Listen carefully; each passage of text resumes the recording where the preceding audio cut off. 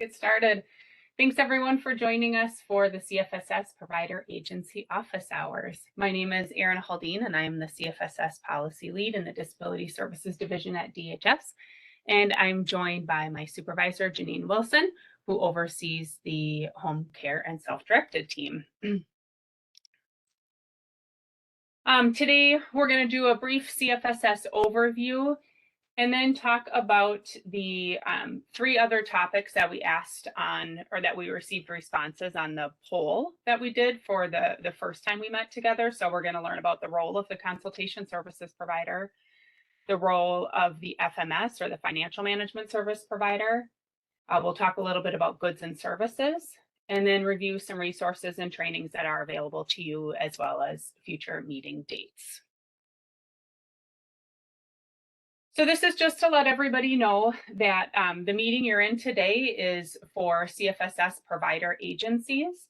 We do offer regular meetings to a lot of different groups, and so we want to make sure that you're attending the meeting that is appropriate for you and the work that you do. So we provide meetings regularly to consultation services providers, lead agencies, as well as FMS providers. But today's meeting is specifically for the provider agencies. So you're welcome to listen in if you are a part of one of the other groups. We just ask that you leave the chat or the Q&A function available for just those who work for a provider agency, so we can answer their questions, since this is a meeting specific to them.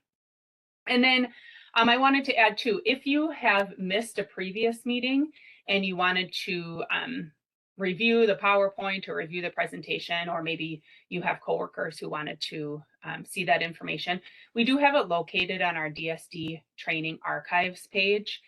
Let me just pull that up for you here. So this is what this looks like. You'll want to make sure that you're reviewing the one that says provider agency office hours. So the last one that we have on here is from January 28th. We do have one other, our last meeting that happened 2 weeks ago, that will be posted very soon. But if you're ever wanting to find information from a meeting that you may have missed, this is where you'd find that information. The ones that are just strictly labeled CFSS office hours, those are for our lead agencies. And so you'll want to review the provider agency office hours.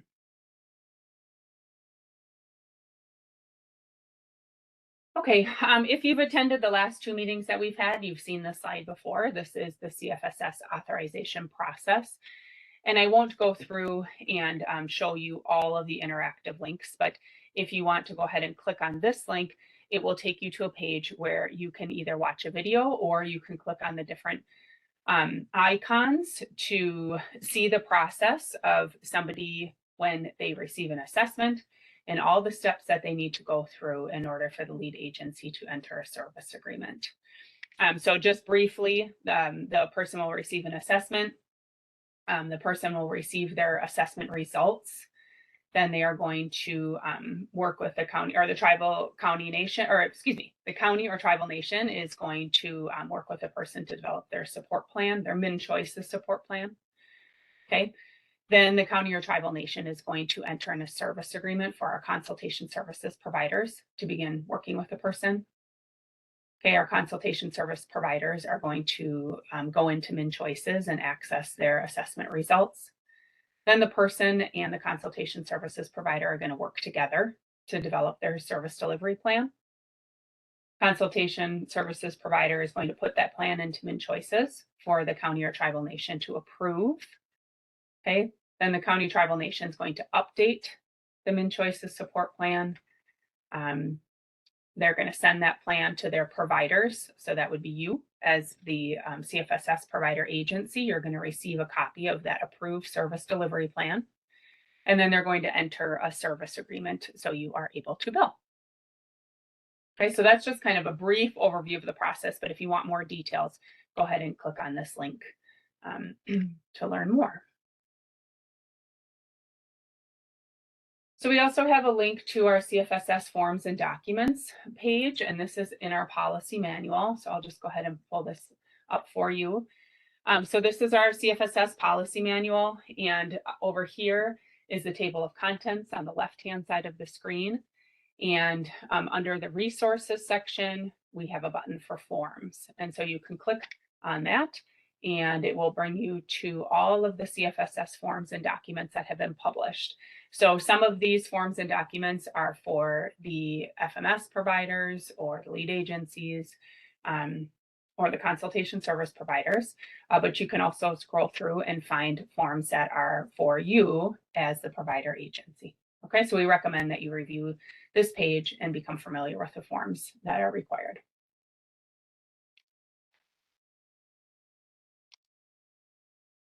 Okay, so like I mentioned before, we offer a lot of different office hours or meetings for provider agencies. So we just wanted to distinguish the difference between our meeting here and a meeting that is being held every Thursday with our provider enrollment team. So our meeting today is to focus on CFSS policy, and the meetings that you're invited to attend on Thursdays, that is for CFSS enrollment and transitioning from a PCA provider to a CFSS provider agency. So we recommend, if you have questions on how to do that, or if you're not yet enrolled, please go ahead and attend those meetings that are held on Thursdays. Okay, and then if a person has chosen you as their CFSS provider and you haven't yet submitted all of your enrollment documents, please go ahead and do that, because we want to make sure that everybody is coded for CFSS. So if you have questions on the enrollment documents, or if you have questions on if you are enrolled as a CFSS provider, you can go ahead and call our Provider Resource Center at the number on the screen.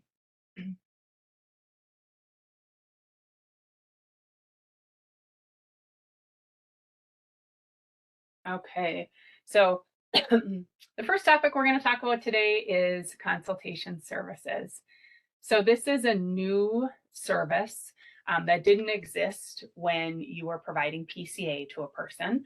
But now that most of you are, or you're in the process of becoming enrolled as a CFSS provider agency, anybody who is using CFSS must select a consultation services provider to work with. Okay, so currently today we have 18 enrolled consultation services providers. And I'm just going to click on this link to show you where you can find that on our website. But here is a list of the consultation services providers, their address, contact information, as well as the languages that they provide services in. Okay. So if you wanted to review that, you certainly can. So the role of a consultation services provider is really to provide education to the person. They're also going to help them write their service delivery plan if the person would like that assistance. The person can write their service delivery plan on their own. However, they still have to submit the service delivery plan to the consultation services provider to review, or they work with the consultation service provider to develop that service delivery plan. So after the plan is developed, consultation service will review the service delivery plan. They're also going to provide ongoing support to the person throughout the year, throughout the plan year, as needed. Okay, so here I just put a resource to the consultation services page within the CFSS policy manual if you want more specific information. So to dive a little deeper into consultation services, so they are really responsible for the service setup and the annual CFSS orientation with the person. So what that means is that they're providing that education to the person about CFSS and its service options. So they're going to talk to them about the budget model and the agency model. And they need to remain neutral in which option is best for the person. But they're really just supposed to provide them with the facts of the two different models and talk about what that really means for each individual person, and assist them in making that decision. So they want to support the person in writing their service delivery plan. Like I said, the person can choose to write their plan on their own, or they may get assistance from the consultation services provider. They're going to review the person's service delivery plan. They're going to provide guidance about whether the plan is complete, and to make sure that it only contains covered services. And then once the person and consultation service provider determine that everything is complete on the plan, they're going to submit that to the plan to the lead agency for approval. Okay. So there may be a time when a person wants to have a item in their service delivery plan that maybe isn't covered, and the consultation services provider would, have that discussion with the person, explain to them why a service might not be covered. But in the end, it really is the lead agency's role to determine if that plan can be approved.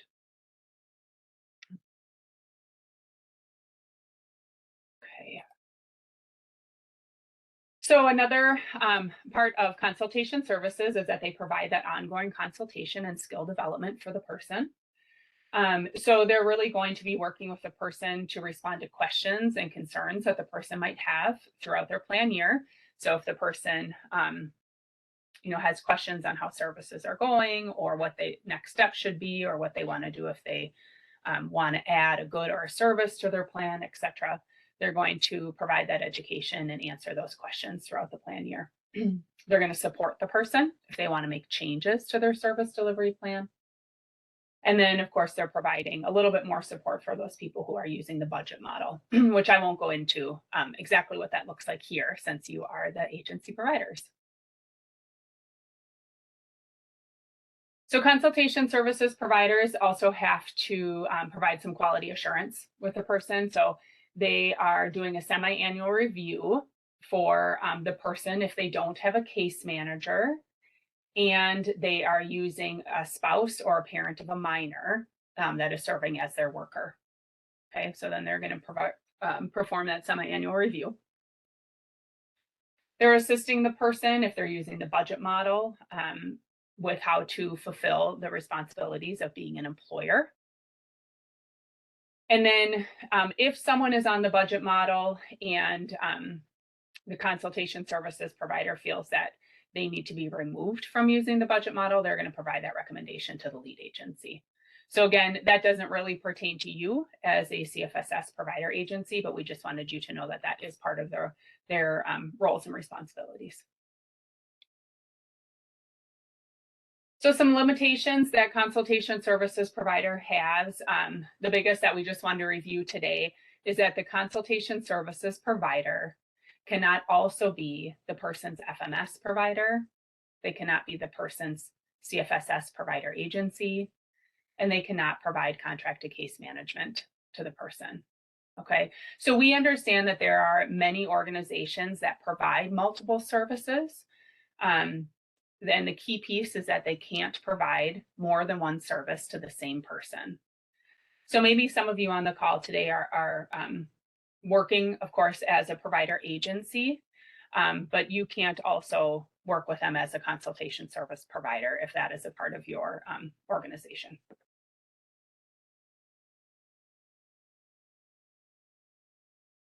Okay, and then the last page about consultation services providers is that they are billing in units. And so they are authorized initially for 6 units or 6 sessions per year. And those are daily sessions or daily units. And so throughout the plan year, the person may need more or use less sessions for consultation services.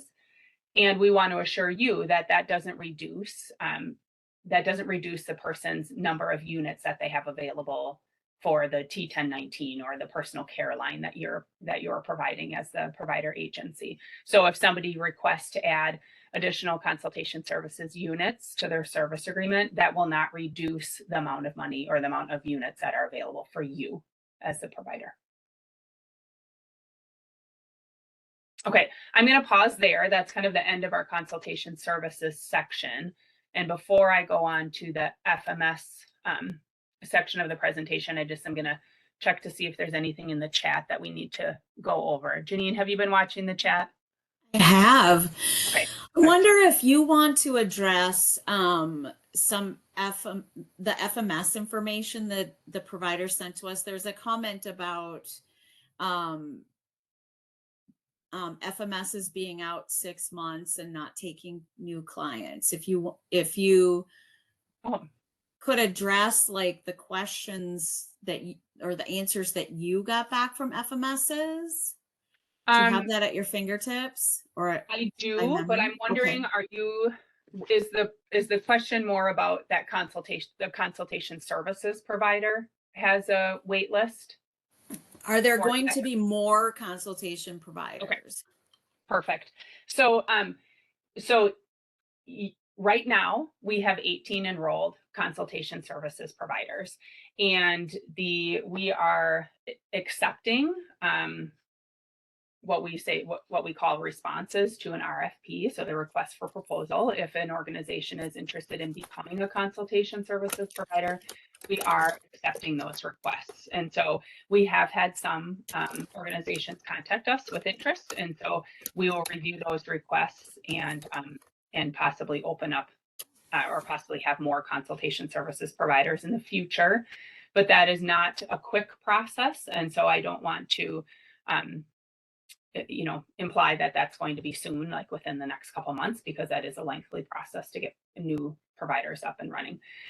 But of the 18 that we currently have today, many are accepting new clients still.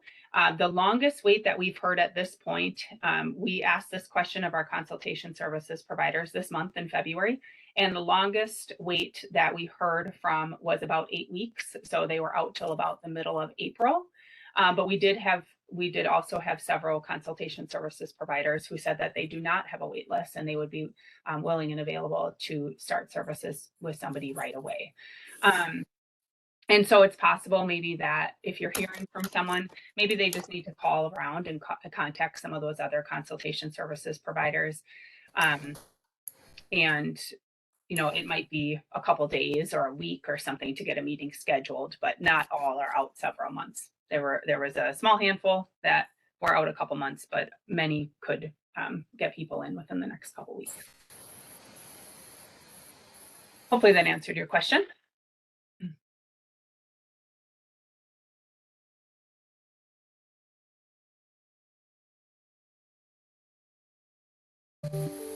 Okay, I see a question. How long does it take for consultation services to return the plan to the lead agency?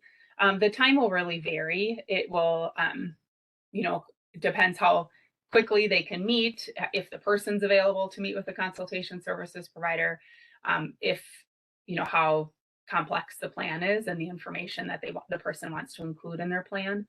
And then obviously we'd have to, it's possible there might be some delays with the lead agency. So it's just all the parties needing to work together. So that time may vary. I believe once a lead agency receives a copy of the plan, they have 30 days to approve or deny the service delivery plan.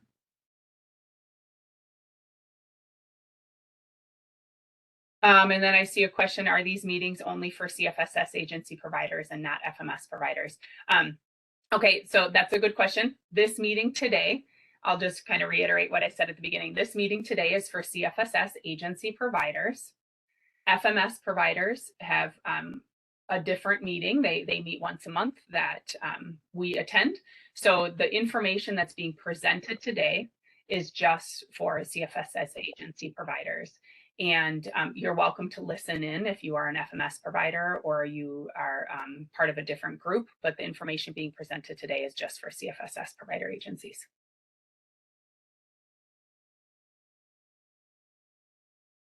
Okay, I do see a lot of questions in here. Why don't I do this? Just because I don't want us to run out of time. I'm going to move forward to talk about the role of the FMS provider. And then let's just see where we're at the end of the presentation. And if we have time to continue to go through, we'll go through as many questions as we can at the end. Okay. So the role of the FMS provider is to support people using the CFSS budget model to fulfill their responsibilities in being an employer of their workers.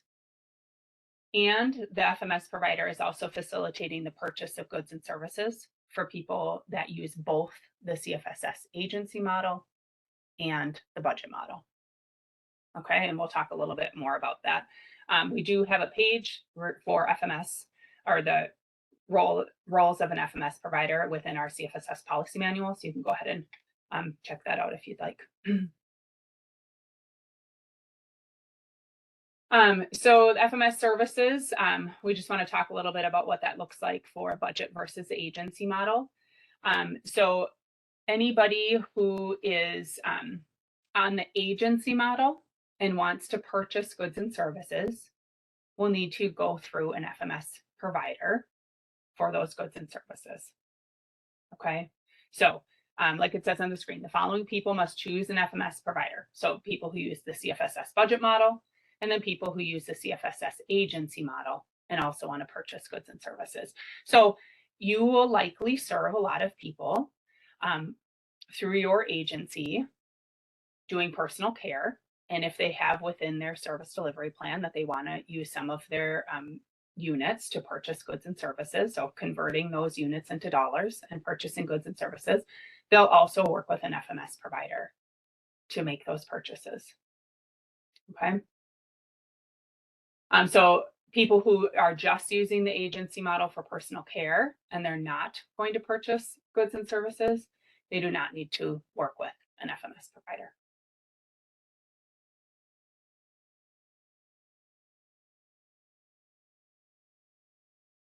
Okay, so similar to the page that I showed for consultation services, there are some service limitations for FMS providers. And the ones that we wanted to review today is that the FMS provider cannot also be the person's consultation services provider, the CFSS provider agency, and the contracted case management provider.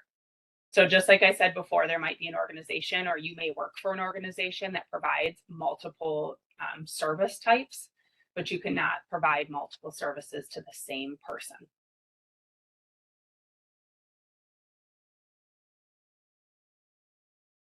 Okay, so there are a lot of duties of the FMS provider that I won't go into today because that really, most of them apply to somebody using the budget model.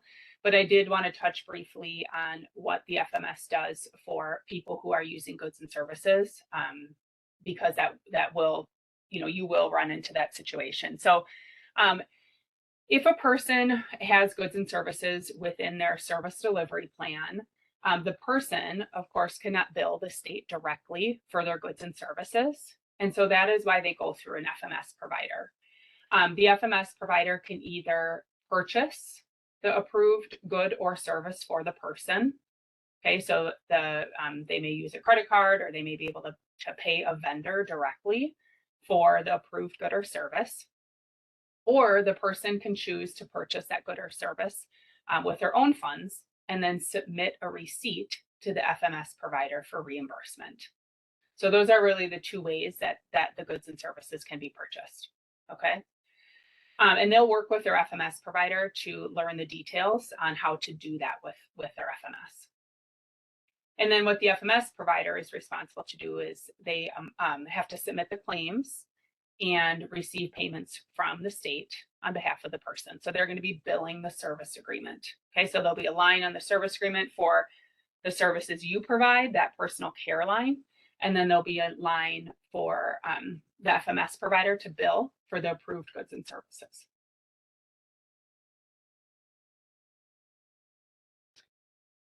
So then that brings us to our next topic, which is the goods and services. So if somebody wants to purchase goods and services through CFSS, those goods must be related to an assessed need.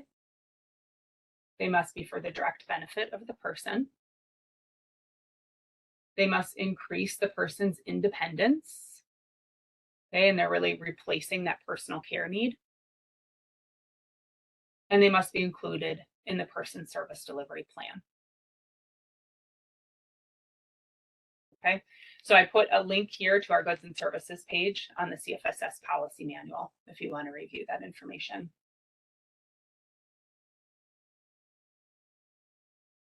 So the process that a person needs to go through if they want to add goods and services to their service delivery plan. So the person will include a good or service in their service delivery plan. So they may do that at the beginning when they're working with a consultation services provider, if they know in advance that they have a good or a service that they'd like to use. Otherwise, they may make that adjustment later in the year. The consultation services provider is going to offer guidance on if the good or service is a covered item. And if you, on the previous slide, I had just showed the link to the goods and services page. On that page, we have a pretty good list or a description of goods that are covered or not covered. And so if you are wondering a little bit more about that, you can click on that page. So next, the consultation services provider will submit the service delivery plan to the lead agency for approval. So again, that is either at the beginning of the person's service plan year, or it can be mid-year if the person decides, a couple months in that they want to add a good or a service or change a good or a service. Then they'll work with the consultation services provider and submit it to the lead agency for approval. The lead agency will adjust the service agreement if that item is approved. And then the lead agency is going to send a copy of that new service delivery plan to both the FMS provider and the CFSS provider agency. Okay, so you should receive a revised copy of the service agreement as well as that plan.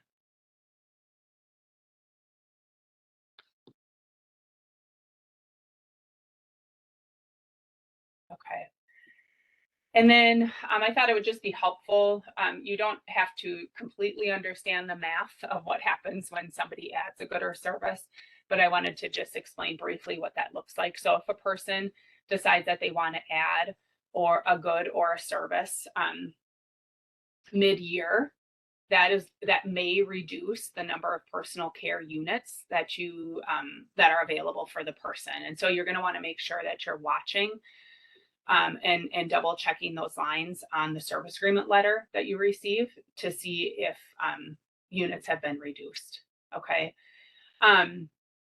So the way that we determine the amount of money that or the units that would be available for you is if the person chooses a good or a service, they'll be working with a consultation service provider to determine the total cost. Okay. And then they're going to subtract. Sorry, let me back up just a minute and re-say that. So they're going to look at the total cost of the good or service, and they're going to divide that total cost by the T1019 rate. Okay. Because that's going to help them know how many units need to be reduced from the personal care line. All right. So then they're going to subtract that number, the number of units, from the total number of units that the person has in their T1019 or their personal care line that's available for you. Okay. So I don't have the exact numbers in front of me, but let's just, hypothetically pretend that someone wants to purchase a $100 item. They're going to convert $100 worth of units and remove and subtract that from that personal care line so they can purchase that item worth $100. Okay, and we do have a calculator that is available for people to use. So I'll just click on that and show it to you. You likely won't need to use this because this is really the responsibility of the consultation services provider or the lead agency. But we do have a calculator that helps them determine what is set aside for personal care and what would be set aside for goods and services if the person chooses to add those to their plan.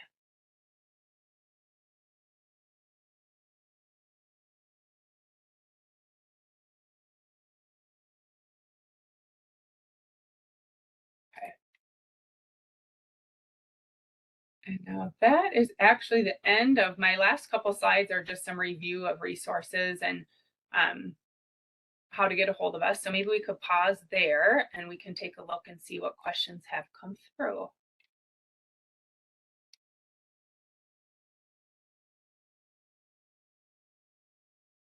Give me a minute to just get caught up on the chat. Or Janine, if you've had a second to look through them, you can certainly start reading them too. There's a few that there's like a question about MCOs that we're gonna have to bring back to the special needs purchasing area. There's something about background studies and fingerprinting that we have to send elsewhere.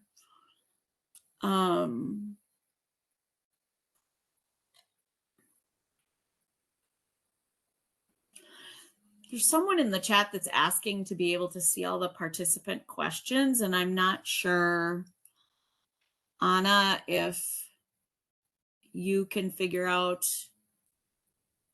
that or why it's not showing up for everybody. All questions are only visible to panelists until the panelists answer the question. Answer? I get it now. And that Thank you. helps prevent the spreading of misinformation, because not all the information that's going to get shared is accurate. Thank you. Good to know. I'm seeing some questions from earlier that ask where they can find the RFP. If you're interested in becoming a consultation services provider, please send us an email at our CFSS email address, and I'll provide that to you on the screen in a few minutes. But you can go, well, why don't I just show it? And there is an answer that has it in as well. Oh, thank you. So here, dhs.cfss@state.mn.us. Shoot us an email and I can send you a copy of that RFP. Okay. So I think there are a couple of things also in the chat, Erin, that we've said to some of our other partners that there may be individuals who are not understanding pieces of CFSS, and so you may run into, you know, a PCA provider, an FMS, a consultation provider that might have information that seems wrong to you. What would be super helpful for us is to like find out the detail of that so that we can follow up with that agency. And we're just asking that you don't assume that everyone in consultation doesn't know this or something like that.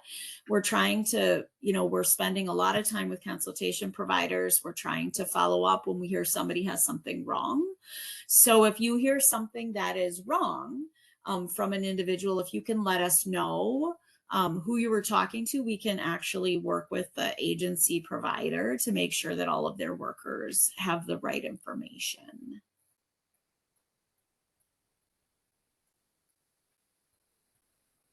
Thanks, Janine.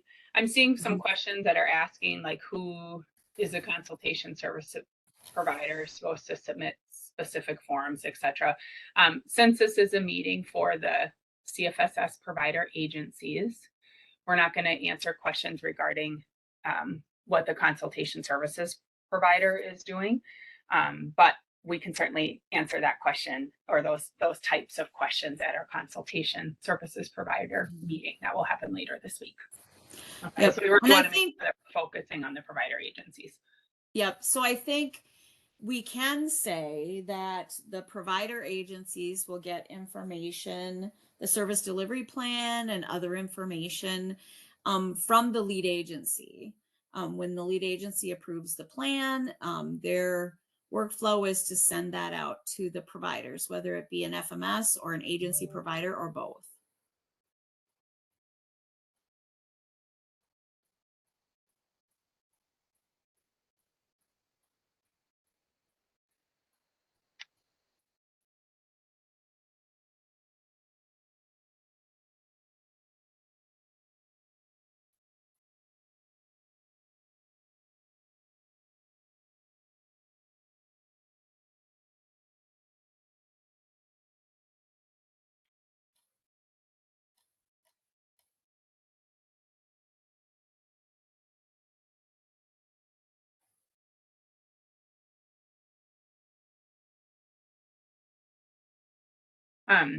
Bear with us. We know that it's just kind of silent on your end, so we're just reading through the questions. So bear with us, please.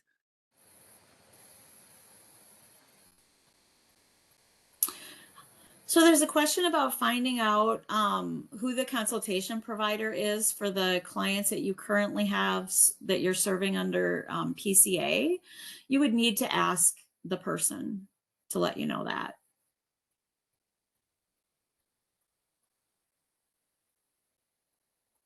There's a question about or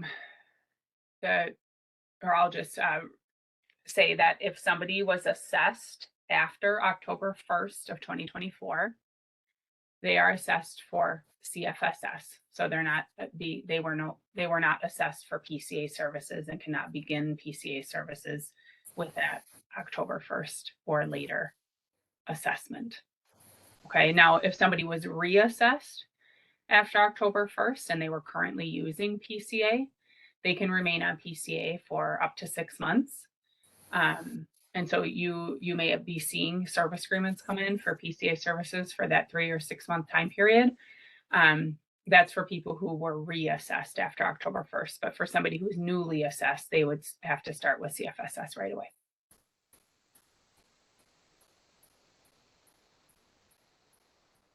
There's a question about who sends the consultation services provider the service delivery plan. That's the responsibility of the lead agency. The lead agency will send you the plan.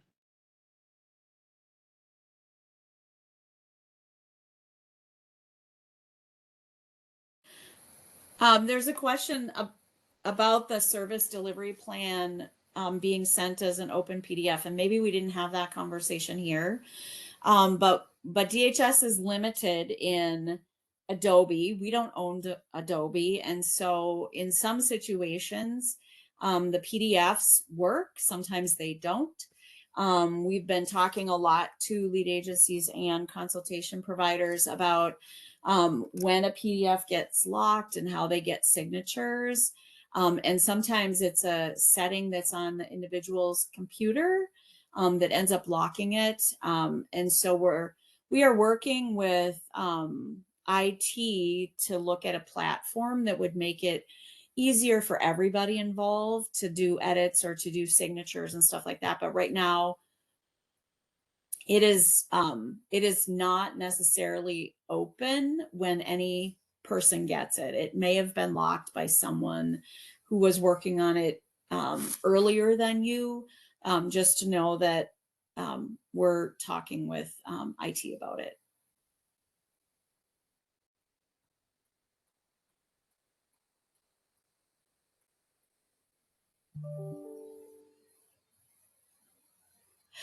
So a question about reassessments. So again, any assessment or reassessment that happened October 1st or after is all for CFSS eligibility.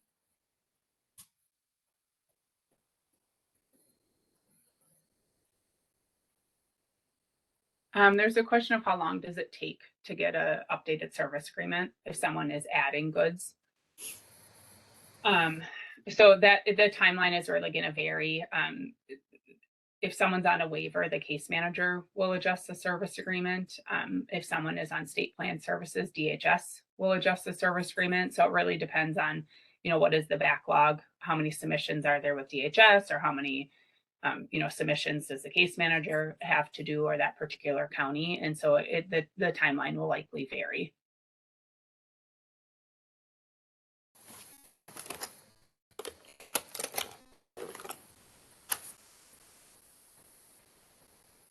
Okay, so there's a question here. What should provider agencies do if they're not yet coded for CFSS, but the client or they're working with somebody who's already transitioned and their 6-month extension period has ended? So I'm just going to go back to a slide that we shared at the beginning.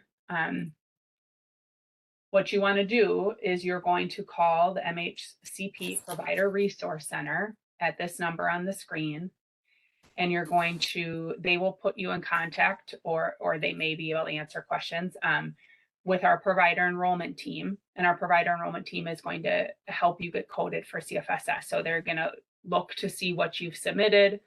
If you're missing information, we need to make sure all the documents that you've submitted are correct. And so please go ahead and call that number so you can become enrolled. Okay.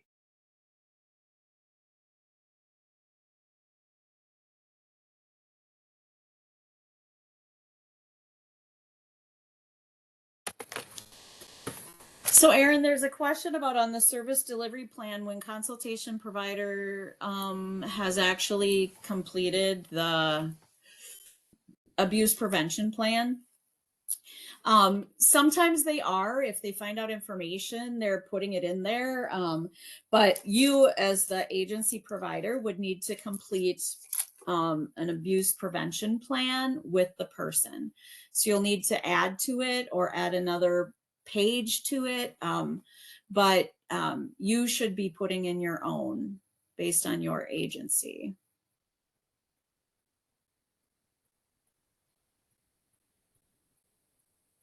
I'm seeing a couple comments or questions regarding who's responsible to educate the person on the agency versus the budget model, and that is the role of the consultation services provider.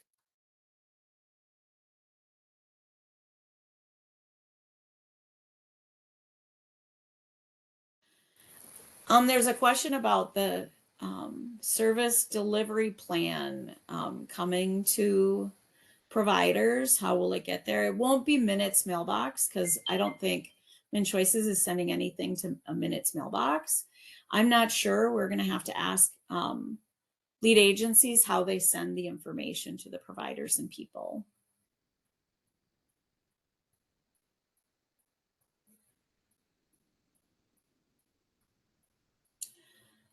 I'm going to go ahead and share this last screen real quick. I do have a couple more slides to go through, but there's a comment from somebody who said that they weren't they got a bounce back. So this is the email address, dhs.cfss@state.mn.us.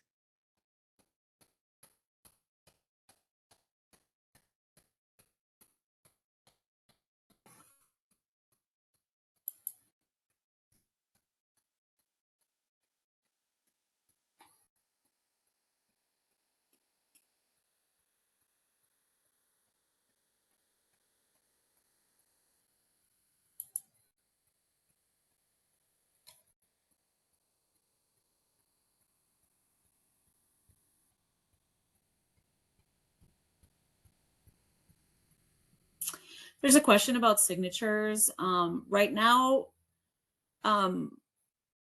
we are waiting on some of our federal relations partners to give us some feedback on an attestation, a verbal attestation for a signature instead of a signature. So right now we can't say that you can use a verbal consent.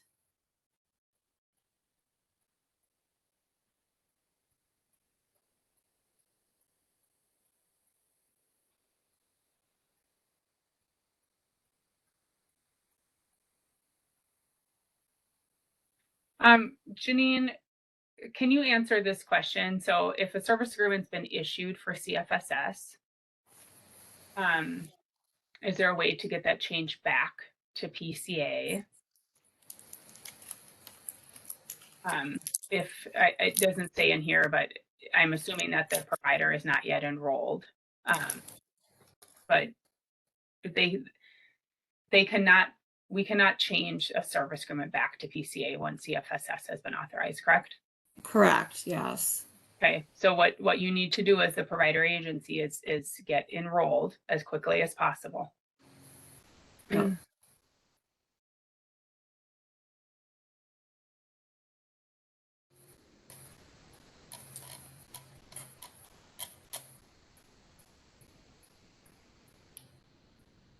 Was the answer in chat that the provider is enrolled? No, it doesn't say if the provider is enrolled or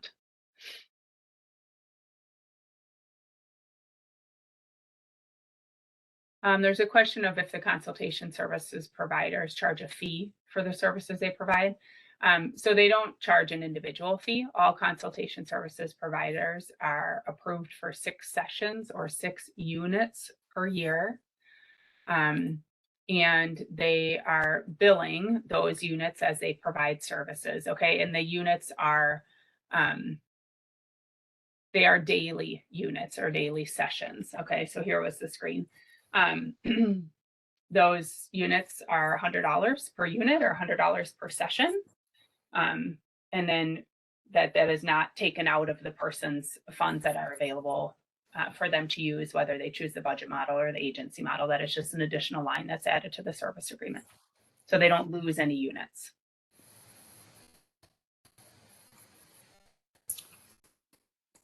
So there's a question about in the service delivery plan, if the consultation includes a worker training and development plan is more extensive than the training the agency can provide, what would the recommendation be? So if it's classes, it may be classes.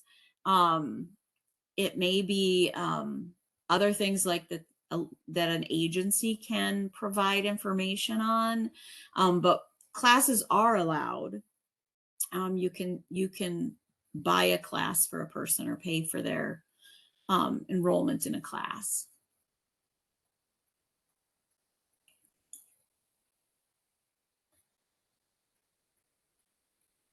Okay, so the person clarified in the question I was asking before, Janine, that the provider is enrolled for CFSS, but they're asking if the service agreement has been issued for CFSS, if there's a way to get it reversed back to PCA, if the 6 months extension is not completed.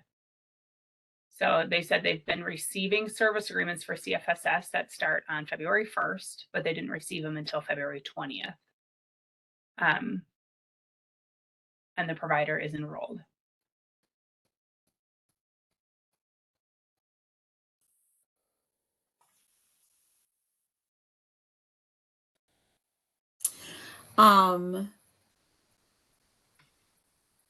Were they people who didn't have a 3 or 6 month transition at all?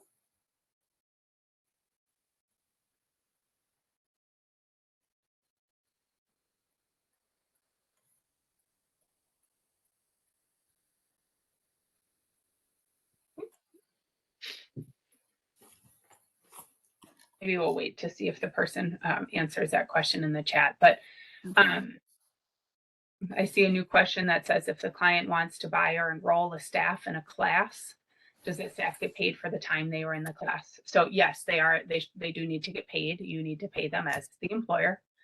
And that is just part of the overhead cost. Right. It is not a billable service because they're not providing T1019 personal care services. So it comes out of your overhead as the agency.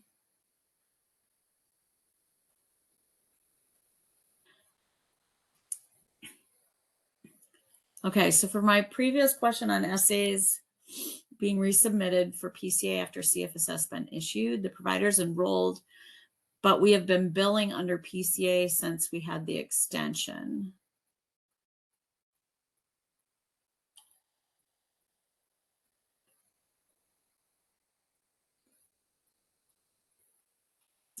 Can you send us an email at our CFSS mailbox and just let us know if it's like a county that's having this happen, or kind of what, because we can enter service agreements, lead agencies can enter service agreements, and we need to figure out why the service agreement was late, so you didn't know that the person was on CFSS.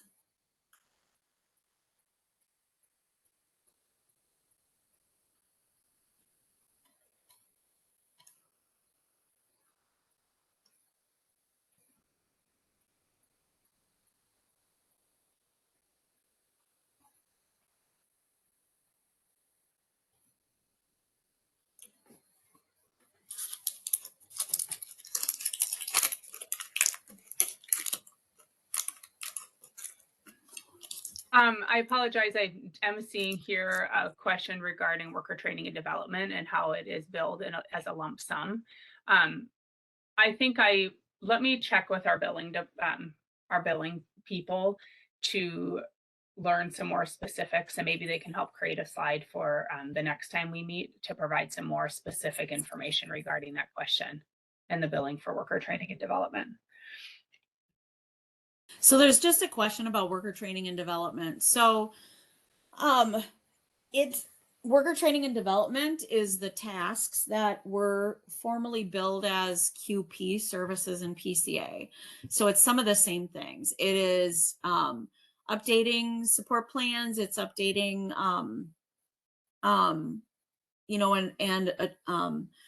observing workers to be sure they're competent. It's training the workers so they're competent. all of those kinds of things, as well as you reviewing how the service is going with the person. So those tasks are really the same as QP. We added the ability to send a worker to a class because we needed worker training and development to be similar across the budget and the agency model. And so that is why there's a lump sum, so you can buy classes. And then you need to bill for your training and oversight and all of those kinds of things. But there's not a rate per se that you need to use. So we'll provide some additional information, but that's what worker training and development is. It is what we all knew as QP services in the past.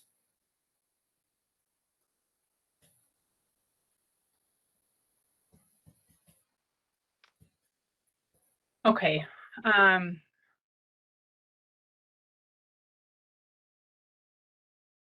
I think the last question we'll answer is the last one that's in here, and then we'll just finish up with the last few slides. So what's the requirement for worker training if they have been providing services to the person for multiple years or multiple months? So meaning that the worker or the provider has been providing services to this person prior to transitioning to CFSS.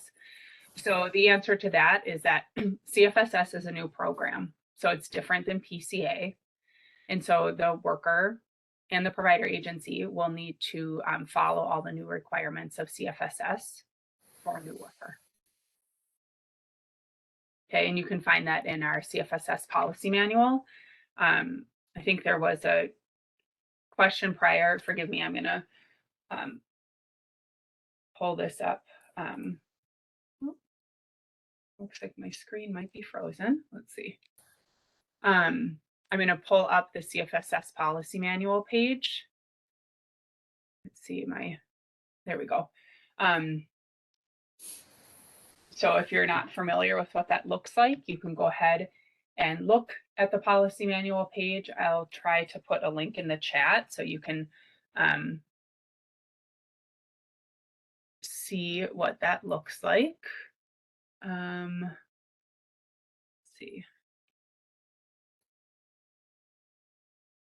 Not sure if that's going to go to everybody or if it just went to one person. I don't know. But anyway, if you do not see the link in the chat, why don't you just go ahead and Google CFSS policy manual and it should come up. But these are all the different pages of the policy manual on the side here. So if there are specific questions that you have, you can certainly review the policy manual. Okay, so I'm going to go back to where we left off. So these are some good resources to look at. So again, the policy manual, which I just showed you, the service agreement calculators, which I showed you at the beginning or kind of halfway through the presentation today. We have our FAQ page, and I'll just pull that up so you know what that looks like. So this is probably the best place for you to look is on this lead agency FAQ. That will give you some more detailed questions and answers that have been asked by our lead agencies, but a lot of it crosses over to what provider agencies are doing or FMS consultation. Okay, so we have it split into different categories.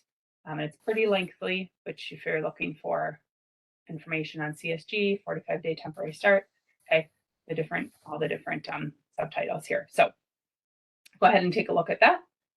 You can see the question, and then if you click on this little plus sign, it will open up with an answer underneath.